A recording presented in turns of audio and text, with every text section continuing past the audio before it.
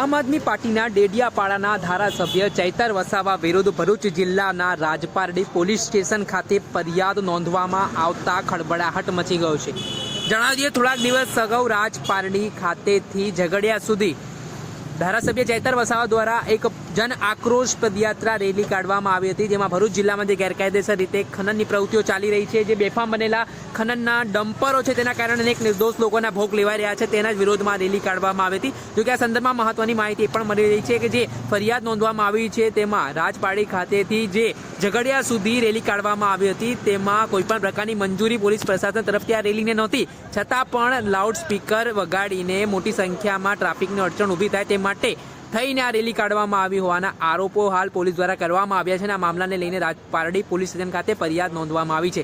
આ મામલાના સંદર્ભમાં શું કહી રહ્યા છે ધારાસભ્ય ચૈતર વસાવા તે સાંભળી લો। 3 ડિસેમ્બર મંગળવારના રોજ રાજપારડી બિરસા મુંડા ચોકથી ઝઘડિયા સુધીની અમે જે પદયાત્રા યોજી હતી, ત્યારે રાજપારડી પોલીસ ઇન્સ્પેક્ટર સુખમ ગોહિલ દ્વારા પોતે અરજદાર બનીને અમારી સામે મારા સહિત 13 લોકો પર ગુનો દાખલ કર્યો છે। ત્યારે અમે પોલીસ વિભાગને કહેવા માંગીએ છીએ, એ પદયાત્રા માટે 30 નવેમ્બરના રોજ અમે કલેક્ટર અને એસપીને જાણ કરી હતી અને પ્રાંત અધિકારીને પણ અમે પરવાનગી માંગી હતી। કોઈ પણ જાતના ચૂંટણી કે જાહેરનામા ન હોવા છતાં પોલીસ અધિકારીઓના નકારાત્મક અભિપ્રાયોના લીધે અમને પરવાનગી આપવામાં ન આવી હતી। ત્યારે આ પદયાત્રા અમે ઝઘડિયાના વિસ્તારમાં ગેરકાયદેસર ચાલતી રેતીની લીઝો, સિલિકા પ્લાન્ટ, કોરી કરસોરો અને ભૂમાફિયા વિરોધમાં અમારી હતી। સારા રોડ રસ્તા બનાવવાની માંગ, આ વિસ્તારમાં યુવાનોને રોજગારી આપવાની માંગ અને જીએમડીસીમાંથી દૂષિત પાણી જે નીકળે છે, જમીન સંપાદનો જે ગેરકાયદેસર થાય છે, એના વિરોધમાં અમારી પદયાત્રા હતી। આ પદયાત્રા દરમિયાન અમે કોઈ પણ ખાનગી, સરકારી કે કોઈ પણ વ્યક્તિને અમે હેરાન કે પરેશાન નથી કર્યા કે નથી અમે કોઈ જગ્યાએ ટ્રાફિકને અડચણરૂપ બન્યા। છતાંય પીઆઈ ગોહિલ દ્વારા જે અમારા પર ખોટી એફઆઈઆર કરવામાં આવી છે, ત્યારે એ પીઆઈ ગોહિલ અને એમના એસપીને હું કહેવા માંગુ છું, તમારા પોલીસ અધિકારીઓ હપ્તા ઉઘરાવતા હોય એવા 35 વિડીયો મારી પાસે છે, એ હાલના તબક્કે જ હું તમને આપું છું।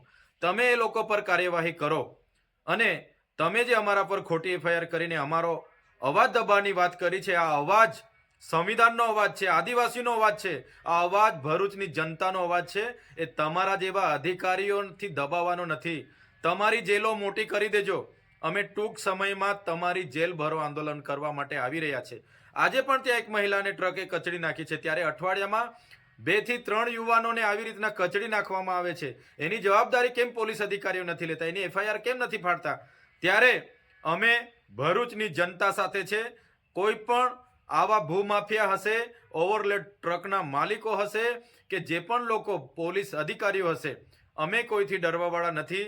આવનારા દિવસોમાં તમારી જેલો ભરવા માટે અમે આવી રહ્યા છે। જેલોની સંખ્યા અને સાઈઝ તમે વધાવી દેજો। હતા ડેડિયાપાડાના આમ આદમી પાર્ટીના ધારાસભ્ય ચૈતર વસાવા, તેમણે જે રીતે તેમના પર ફરિયાદ થઈ છે તેને લઈને પોતાનો રોષ વ્યક્ત કર્યો છે। સાથે તેમણે કહ્યું છે કે જેટલી વખત તમને ફરિયાદ કરવી હોય કરી લેજો, કેમ કે આ લોકોનો અવાજ છે, સંવિધાનનો અવાજ છે, અવાજ ક્યારેય રોકાવાનો નથી। તેમણે એટલું પણ કહ્યું છે કે અમે જેલ ભરવા માટે આવી રહ્યા છે, તમારી જેટલી જેલો હોય તે જેલો ટૂંકી પડી જશે। તે પ્રકારે તેમણે લડાયક મૂળમાં ચીમકી પણ પ્રશાસનને આપી છે, તેના જ કારણે રાજકારણ ગરમાયું છે। જણાવી દઈએ કે ધારાસભ્ય ચૈતર વસાવા સામે એક બાદ એક ફરિયાદ નોંધાવવાનો સિલસિલો યથાવત જોવા મળી રહ્યો છે। તેઓ હાલ જે રીતે લડી રહ્યા છે આદિવાસી વિસ્તારોમાં, તેઓ જે લડત ચલાવી રહ્યા છે તેના કારણે તેઓ ચર્ચાનું કેન્દ્ર પણ બન્યા છે। ત્યારે તેમના પર વધુ એક ફરિયાદ થયા બાદ અનેક પ્રકારની ચર્ચાઓ વેગવાન બની છે અને આના જ પાછળ રાજકારણ હોવાની વાત પણ લોકમુખે ચર્ચાઈ રહી છે। દર્શક મિત્રો, એન કવરેજ ન્યૂઝને આપ લાઈક કરી લો, સબસ્ક્રાઇબ કરી લો અને શેર કરવાનું ભૂલતા નહીં।